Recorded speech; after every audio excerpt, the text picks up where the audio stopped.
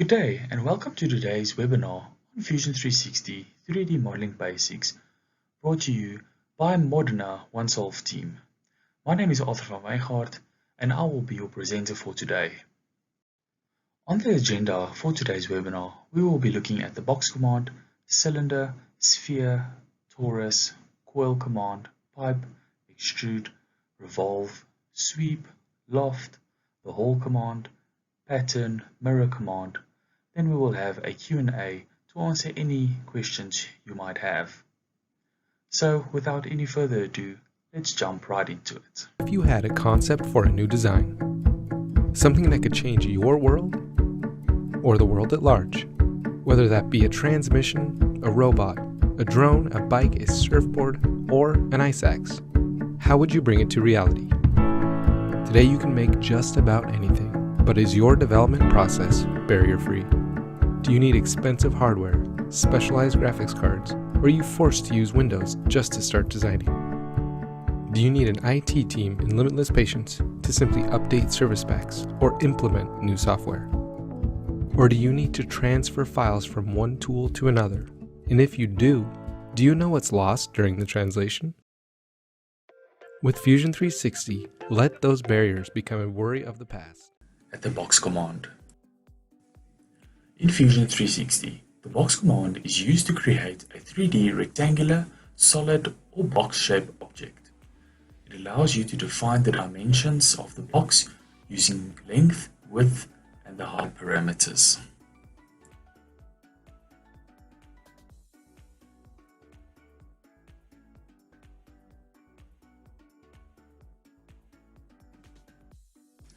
Next, let's have a look at the cylinder command. In Fusion, the cylinder command is used to create a 3D cylindrical object. It allows you to define the dimensions of the cylinder using parameters such as the radius and the height.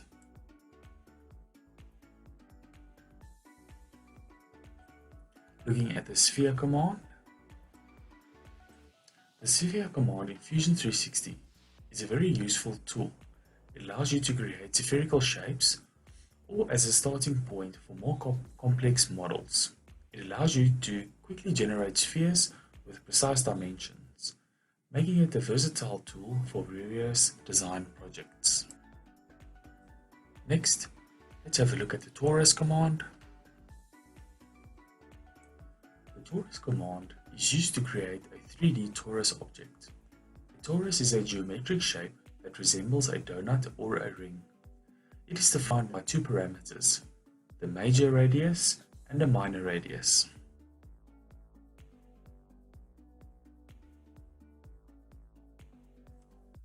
The Torus command is a versatile tool for various design projects and industries such as jewelry design, industrial design, and architecture.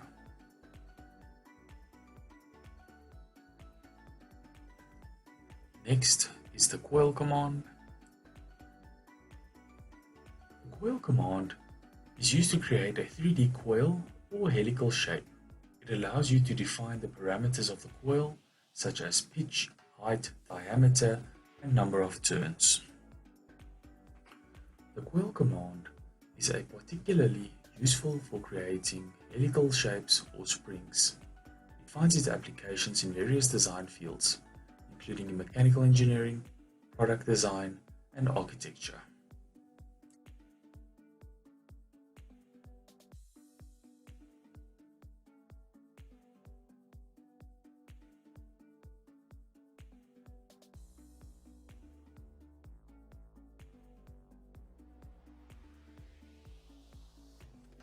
Next, we will have a look at the pipe command.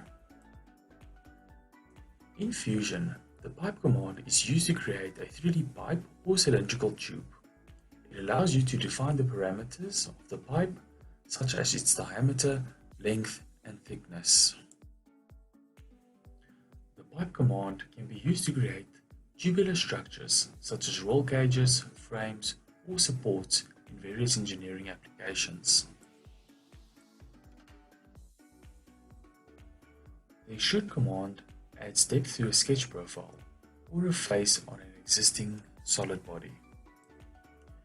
Extrude is a very versatile tool that can create new solid bodies or quickly add material to or remove material from existing solid bodies. When clicking on the Extrude command, the Extrude dialog displays. Select the sketch profile you want to extrude.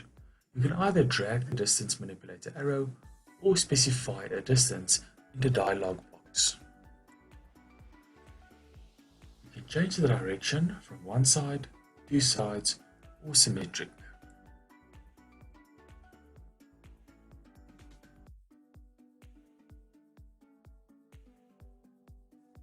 When you extrude a sketch profile that doesn't interact with any other geometry, the operation type is set to create new body. When clicking OK, the dialog box closes and the new created body is displayed in the canvas and in the browser within the bodies folder. Next, we will have a look at the Revolve command. To use the Revolve command, click on Revolve. The Revolve dialog box will appear. Select your desired profile and axis for the rotation. If you have a centerline in your drawing, the axis will be automatically selected. Choose the angle at which you want the revolve to rotate at.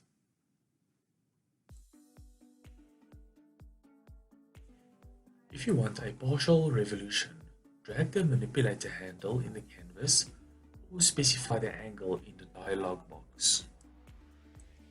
You can also use the face of an existing solid as a profile and the edge as the axis.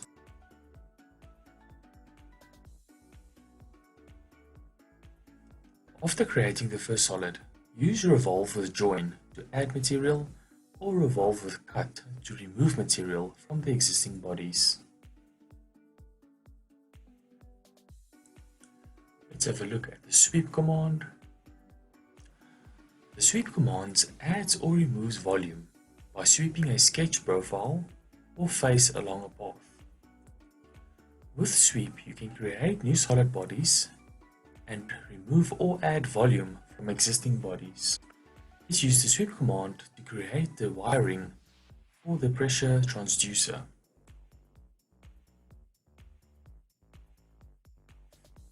Click on the Sweep command. The Sweep dialog will be displayed. Let's select the profiles we want to sweep for the wires. Click the path selector and click on the path profile as the path.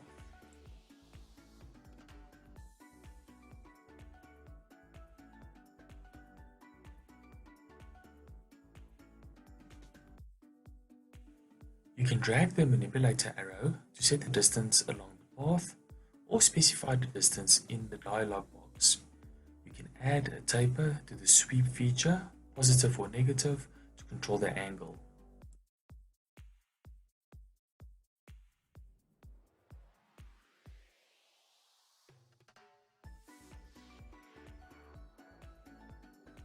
You can use the twist to revolve the profile around the axis along the path. Keep the orientation as perpendicular and the operation is set as new body. Then click OK.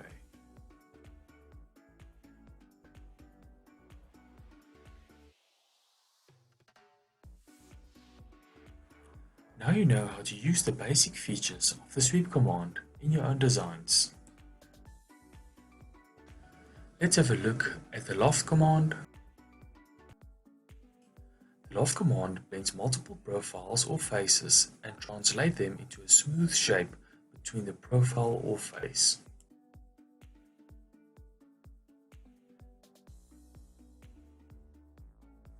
You can also use an existing face as a profile. Additional options also becomes available depending on the selection set.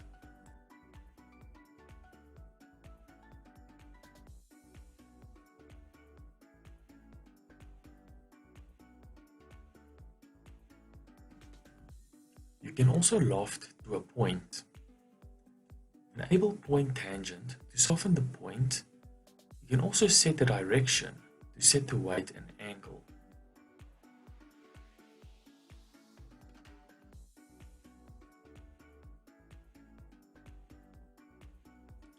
Here is some additional loft settings to define the shape. Select the centerline option to select the path to control the shape.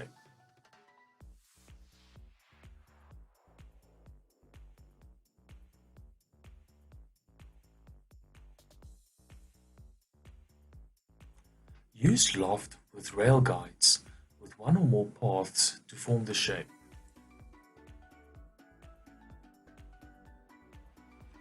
Use Loft with a cut operation to remove material from a body.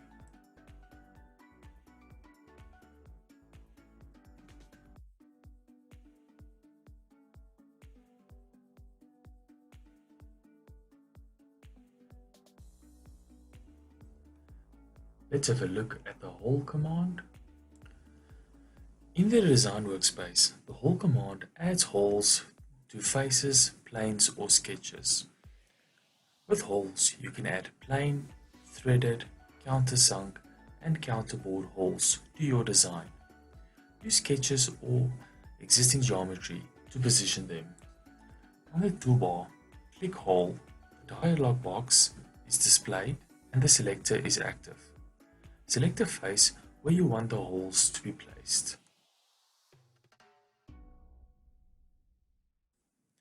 Let's place the hole on the projected midway up and to the left or right of the center oval. In the dialog shape settings, set the extent to all and the hole type to simple. Hold tab, type clearance and drill point to angle. The standard is anti-metric profile, fastener type, socket head, cap screw, size M6, fit normal, and click OK.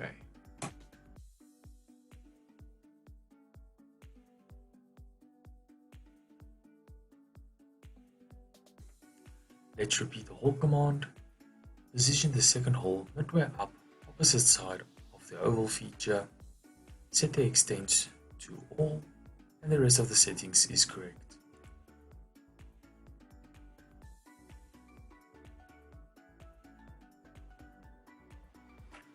We will use the same process to create the holes around the top and bottom, then we will pattern them.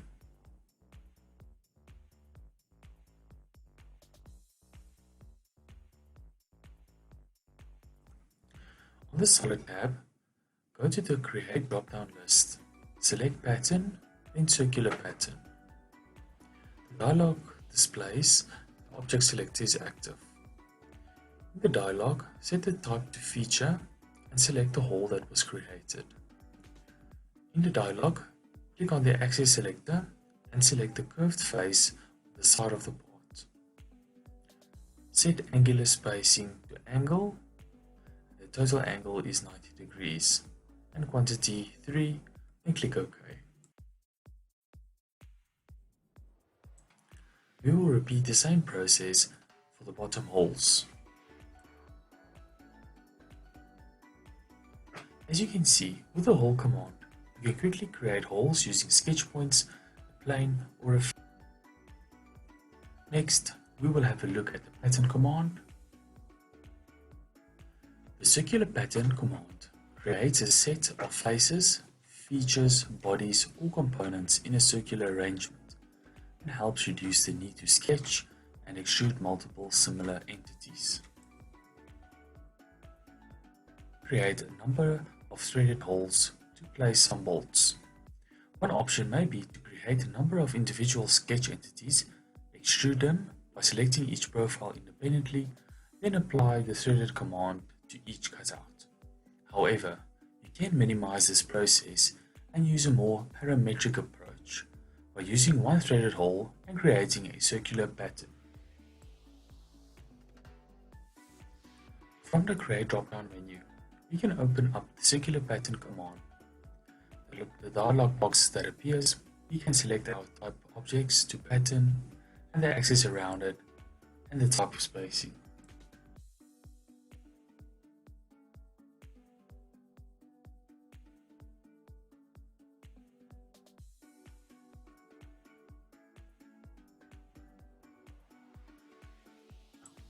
First, we can go to select features from the drop-down type.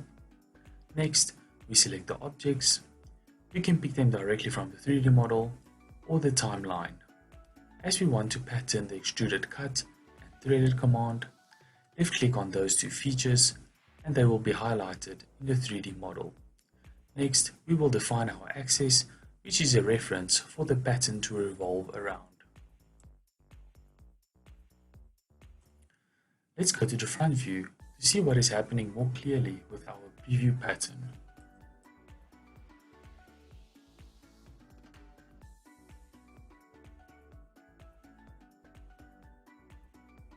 You can change the quantity by dragging the handle or entering them in their respective boxes. For now, let's set the quantity to 6 and OK to create.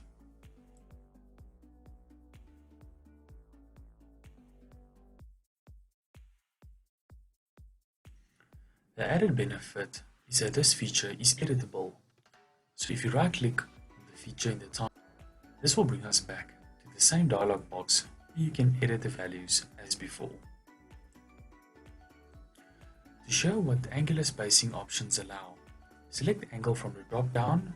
You can see an additional box where we can enter an angular value. This option lets you set a maximum angular rotation from the origin object. For example, here it is set to 360 degrees, meaning this will pattern fully around the axis.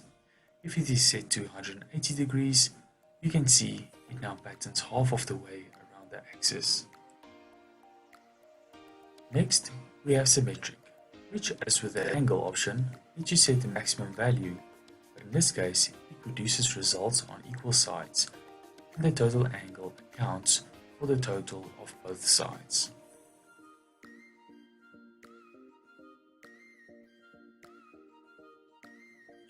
Let's set this to 180 degrees and change the value to illustrate what this means. Again, you can also drag the handle to get an idea of position before entering final values. This is the basic features in the circular pattern command. Now you can start creating your own pattern objects in your own designs within Fusion 360. Next, let's have a look at the mirror function. The mirror command creates a set of identical faces, features, bodies or components that are relative to a plane or a planar face and can help speed up your workflow. In the first example, let's mirror this driven gear and combine it into one single body. Go to your mirror command. The mirror command dialog box appears and presents you with 3 options. The first is to select the type, which is either faces, bodies, features or components. We want to mirror this body. Select body from the drop down, then click on the object itself.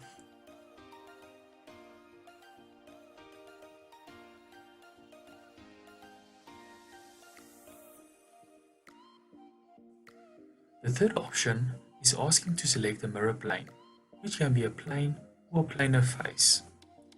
Click on the mirror plane, rotate the view, then select the face.